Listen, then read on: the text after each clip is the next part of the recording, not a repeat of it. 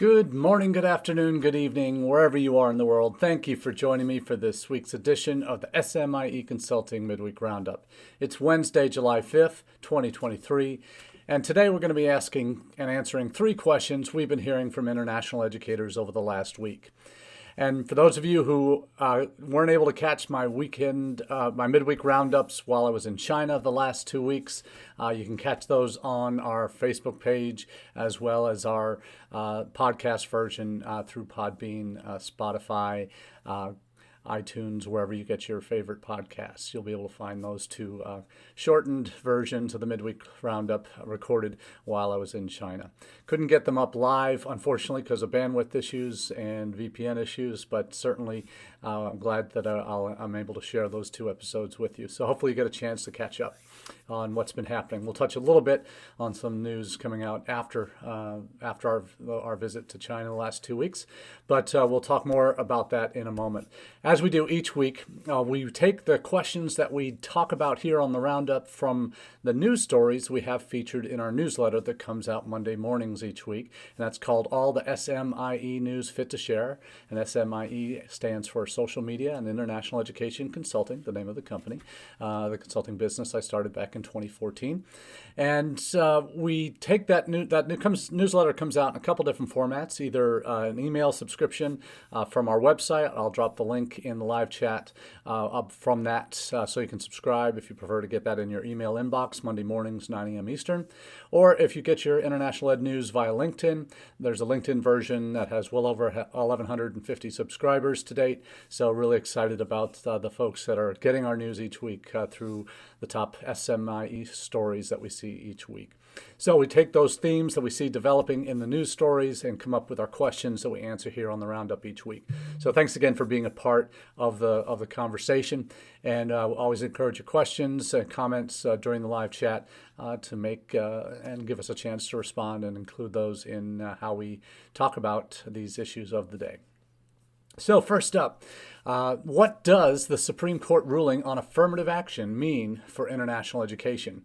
It was the biggest news story of the week last week when that came down, and the Supreme Court, no surprise really, making a decision to in a very one-sided 6-3 decision. The conservative court has been moving that way anyway in the last few years. So certainly both sides in this case, both Harvard and University of North Carolina, Chapel Hill, are very selective institutions. The Ivy Leagues, like Harvard, accept less than 4% of their applicants every year nowadays. North Carolina, as one of the more selective flagship institutions and state institutions in the country, accepts 2 in 10 of their applicants each year.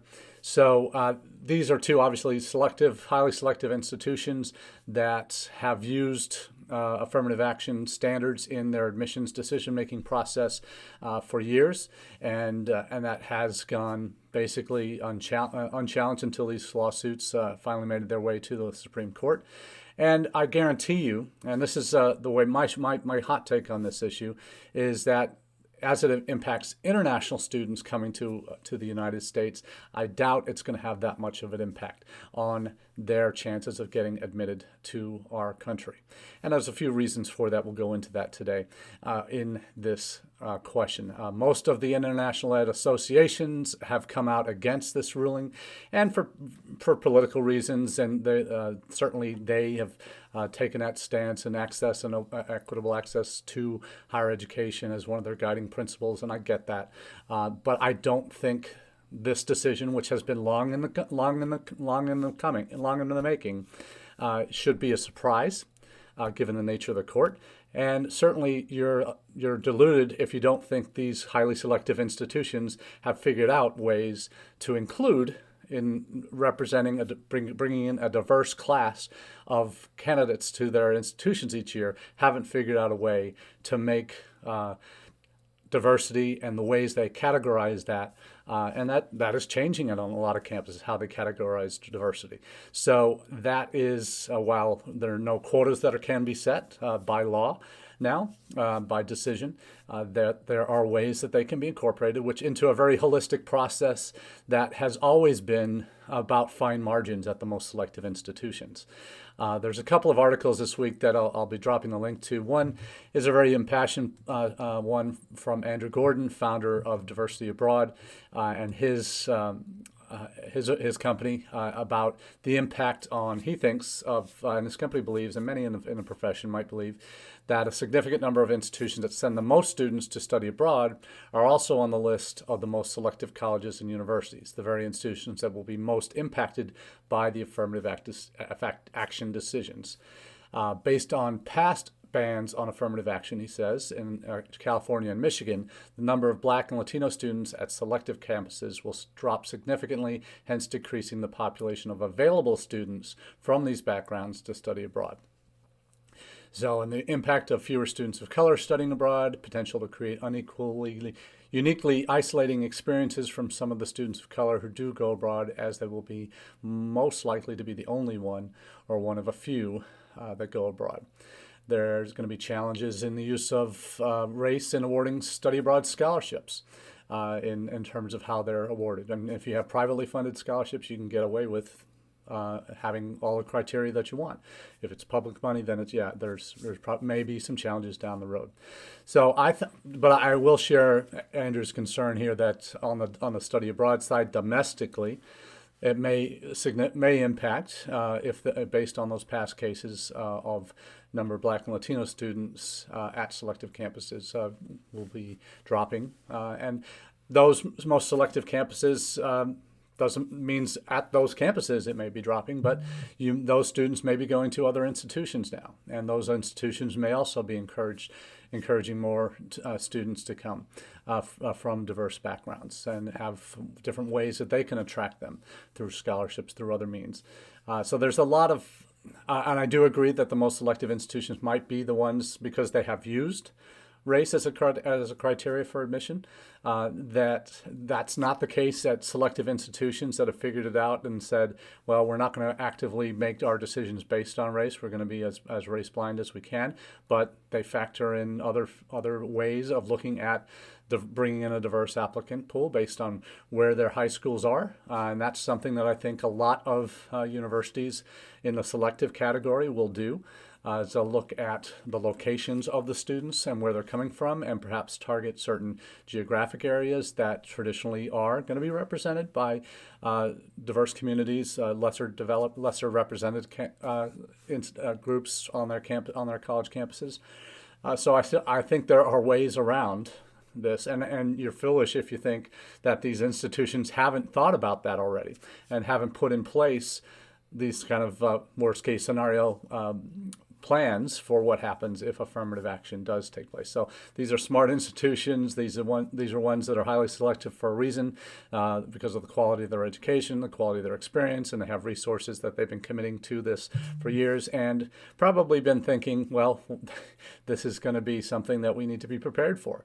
And it's not like this should be coming as a big shock to anybody. If anyone who's been following politics over the last 5-10 years has seen this trend moving towards a more conservative court, based on the appointments that the past administration was able to make.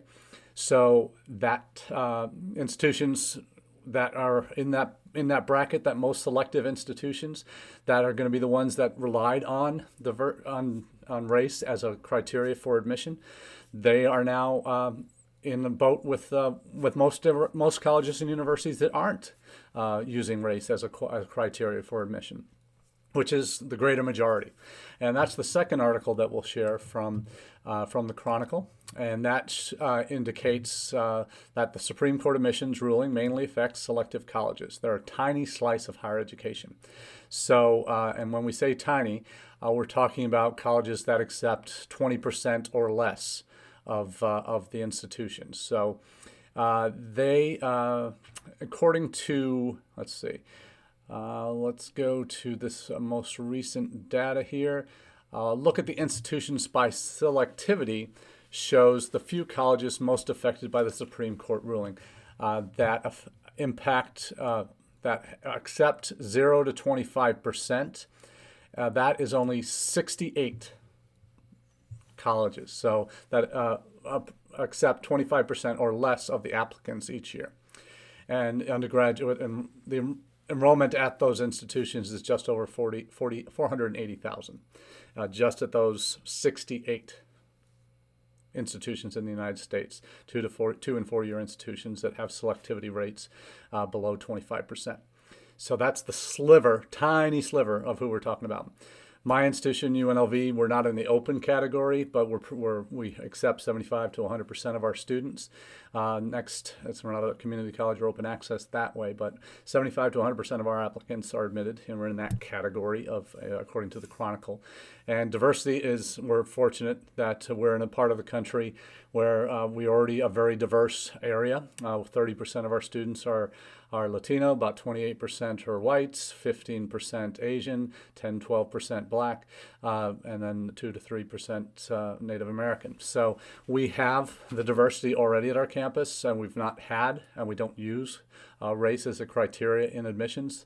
So we're able to accept students from a wide range of diverse areas of the country, geographically and ethnically, according to race. We don't make those decisions. That's just how the ethnic makeup of our campus, and that has a lot to do with the area around our campus itself. A lot of the large flagships in the United States are in more rural regions that are not in big cities that have already diverse populations, so there's less chance that they get fewer students from their immediate region that are going to be in that diversity category that are after. So when it comes to international students, I look and think very seriously about this, that yes, when it comes to the most selective institutions, the top, when you look at the top 25 institutions receiving international students, many of them are in that 68%. That's just nature of the beast. The international students in the greatest numbers apply to the most selective institutions. Yes, not all of them get in, obviously, and they have backup plans for second and third choice and fourth choice that might be outside that top 20 or that 0 to 25% selectivity band. So they still find places. They are at every institution that's within every range of institution within the United States. So, but are those same institutions that want and have that great diversity of international students in terms of their backgrounds, are they all of a sudden now making decisions and not having a plan in place to how they review those students? Some of them might have separate numbers, a total number of international students they wish to bring in each year in their selective classes. So they will come up with criteria to make that 200 of their 1,000 incoming class, if they take 20% international. If 20% of those are international, they'll use the criteria that they have to bring in those students. That's if diversity is one of those criteria that they're looking for, they'll find ways to do that. And they can do that by country, not necessarily by race. So that's an easy way for selective institutions that are probably already doing that to make diversity a priority, if that isn't already, which I'm sure it is, at these most selective institutions. You focus on regions of the world that you want to attract more students from, and then that is if that's a criteria for diversifying your international student population, and if that also matches and meets diversity criteria for your institution and how you count those students, then that will happen. So I think the political blowback against this from the higher ed perspective is typically going to be against the decision by the Supreme Court, but I think the reality on the ground is these colleges are prepared and should have been prepared for this, but the vast majority of colleges weren't using race already as a criteria for admissions, so it's not going to affect them in their day-to-day operations. They'll have ways, and as I mentioned, I've done app reading for private universities in the past, and they had diversity as a priority, but they weren't doing it by race. They were using economic factors and geographic location factors, zip codes, to be able to identify areas that they wanted to grow their enrollments from. So I think there are ways to do this, and I think that's something that gets missed in all the politics on the response to the decision. Most in higher ed will not be happy with this decision because it provided cover for institutions to be able to use that as use race as a factor in how they made decisions. But the reality is there are a lot of ways to increase your diversity. And to just say, "Oh no, we're not going to be able to do anything now because it's not a protected class anymore," that's something that I think is not the reality for the greater majority of institutions. Again, only 68% of the more than 3,000 2 and 4 year colleges that have selectivity rates are going to be impacted by this, and in terms of part of their admissions criteria already. And using race as a criteria for admissions. So a very politicized issue, and my thoughts may be very much outside the mainstream here, but in terms of the reality as it will impact international students coming into the United States, there may well be some challenges if institutions were using race as a factor.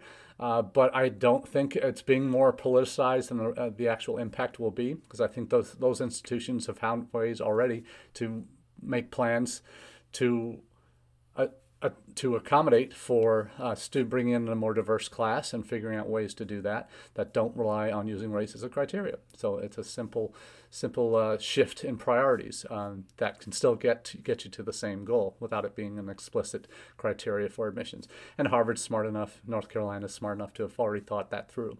So the big schools will still be selective, and they'll still bring in diverse classes because they have the pick of the best students in the world applying to them. So it's going to from all backgrounds. So I think that this is not a mountain out of a molehill type of an issue, but certainly the real time impact on it will be less than the worst case scenario that most higher ed associations are portraying at this point. So that's enough on that topic. We'll move on to the second topic of the day. And that is, what is the way forward with China and international education? And obviously, I have a little bit of perspective on this, having just returned from 2 weeks in China, my first trip there in 15 years. And it was a very eye-opening one. The country has changed massively in that time. At the last time I was there in 2008, social media was just starting to take off. And it was right before all the Western platforms were just starting to get banned, and the Chinese versions of those were just starting to take off. So it wasn't really a huge shift in that respect. In terms of where it is, that was probably one of the biggest shifts in terms of the social media side and the digitalization of life in China. And that is reflected in a lot of ways in terms of I mentioned during our trip that we were having challenges paying for things, and that was something that was a little unexpected. We kind of had heard from some of our Chinese students who had helped us prep for our trip that China is almost a cashless society now. Everything's done through apps, through Weixin Pay or Alipay. Those are the two main ways that you pay for anything in China now. From buying something at the store, showing your QR code from your Alipay app, to going on a taxi ride like we have with Uber now. You know that your Uber in the U.S., if you take a ride, or Lyft or any of those are tied to rideshare apps. They're tied to a credit card or debit card, so that's automatically coming out. That's all done electronically. Put that on steroids. That's how China is for everything. Even vendors on the street will take Alipay. Gift stores that you go to, tourist shops that you go to, they'll only take Alipay or Weixin Pay. So you realize quickly that if you don't have these things already, you are in a real bind for paying for anything. And unless you're staying at a Western hotel, even you can't pay except by Alipay or Weixin Pay. So, and the added complication has been, and we certainly felt this while we were there, is that Alipay and Weixin Pay, you could only tie debit cards to that. So imagine if you had to pay for a hotel and you only had a debit card to do so. You'd have to have all that money up front that you need to pay for hotels on your Weixin Pay or Alipay account, in your checking account. Debit card, whatever, that's tied to this Alipay to pay for the bigger ticket expenses. There was even problems when we needed to pay one of our university partners had paid for our hotel rooms, and we said no, we need to pay for our hotel rooms. So they had paid for them. Wanted to reimburse them. We couldn't even do that based. If you already have a Chinese bank account, you could have done that person to person within China, but we didn't. So we couldn't use even our debit cards to pay someone for the services that they had given us. It was about $800. So we couldn't pay them directly through Alipay or Weixin Pay because because of the banking regulations that in terms of making payments to people in China, to person China, person to person in China, there are restrictions on how much we can pay. And you can't do that. If we needed to pay $800, we couldn't even break it down into 300 and 300 and 200 or anything like that. We had to have our professor who was from China, who had a Chinese bank account and a Weixin Pay, Alipay. He reimbursed this university partner, and then we reimbursed him. So through Apple Pay. So learning a lot about electronic payments, we certainly encountered a number of roadblocks. And our provost, who was with us on the trip, we made the point to a couple of people as we were having these issues that we really need the Alipay and WePay to Weixin Pay to have features where we can use credit cards through these two payment mechanisms. And we complained to the Ministry of Education, a couple other people, how difficult it was for us to pay for things in China. And part of this is a consequence of what's happened in China for the last 3 years. They have been shut down to the outside world for all wants and purposes. And they are now reopening and starting to see significant traffic I will say, from the time I was in Guangzhou through Wuhan to Yicheng, where we were for the Three Gorges Dam, in those three cities, I was the only Western face, or our group was the only Western faces I saw the entire time. When we would go walking in town to some of the sites, and we'd just get all these stares and wonderment. We'd have little kids coming up to us and asking if they can get their pictures taken with us. I mean, it was really sweet seeing the kids do that, and there was just this wonderment, and it's like, wow. They're outsiders back in our country, and some little kids, they'd never seen anybody from the West visiting their country, or their city. So it was very surprising. Well, obviously, when we got to Beijing, going to some of the more touristy places, we started to see that. So very interesting to capture that interest here. So in terms of what we see a lot of challenges in the future with China on some re-engaging there. And for us at UNLV, it was a first time engaging. We have a couple of minor agreements that our College of Engineering has had that haven't resulted in significant student flows yet. But their hope is now, with these more significant partnerships that we've made with higher ranked universities than we are in China, with Wuhan University, Beijing Normal University, Sun Yat-sen University, where we're going to be sending a group of hospitality students next summer. These trips are meaningful, and they're meaningful in a lot of different ways. And I think these educational exchanges, frankly, are going to be how China really reopens and how we start repairing a lot of the damage done politically over the last 6-7 years. And I think we were certainly seeing a real eagerness to re-engage from the Chinese side. Even with one university that's more of a natural peer for us, they were very anxious and eager to start working on joint programs and re-engaging. And so for us, it was eye-opening, and for me, refreshing to see that. That I asked at each stop along the way, hey, have you had any other U.S. senior delegations visit you since the pandemic? And they all said, no, you're the first. They've had maybe a couple of them had Australian delegations visit. Maybe one had a British university, but we were the first U.S. institution coming back. So that means a lot, first back in.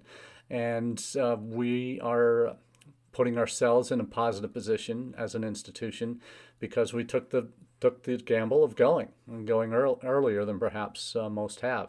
So I think we're starting to see significant traction in China and interest in China and re-engaging. Ours is a multi-level strategy for student enrollments. Certainly there's going to be study abroad going trips to China that we'll be initiating with our new partners. There's going to be more flows coming to us that we're working through agents, working through universities and colleges in China that are looking for 2+2s.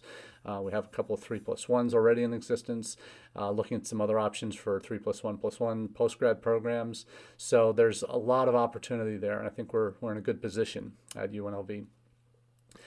And there's an article here from the South China Morning Post that I'll drop in as well that does say that after Secretary of State Blinken, he made a recent trip to China a week before we got there to kind of restart the positive direction of U.S.-China relations. So one area that he discussed with his counterparts in China was the importance of educational exchanges, and a number of institutions are starting to get that. And Chinese institutions are certainly being encouraged to re-engage and explore new options as well. So I think the table is set for a restart to these to relations with China, and on the university level, that can certainly jumpstart what happens on the political level. So, or be facilitated by at least a warming of relations.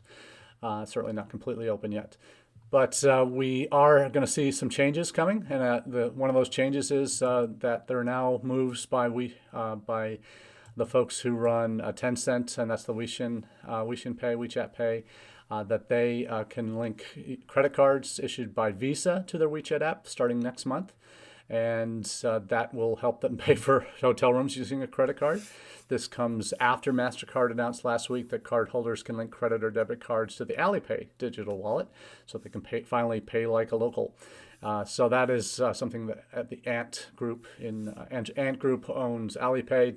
WeChat Pay is owned by Tencent Holdings. So that is a brighter future for those looking to go back to China. Pretty soon you will have that ability to pay through credit card using WeChat Pay or Alipay. But you'll have to do that, get that set up before you leave. That's one thing that you really need to focus on before you go on that trip.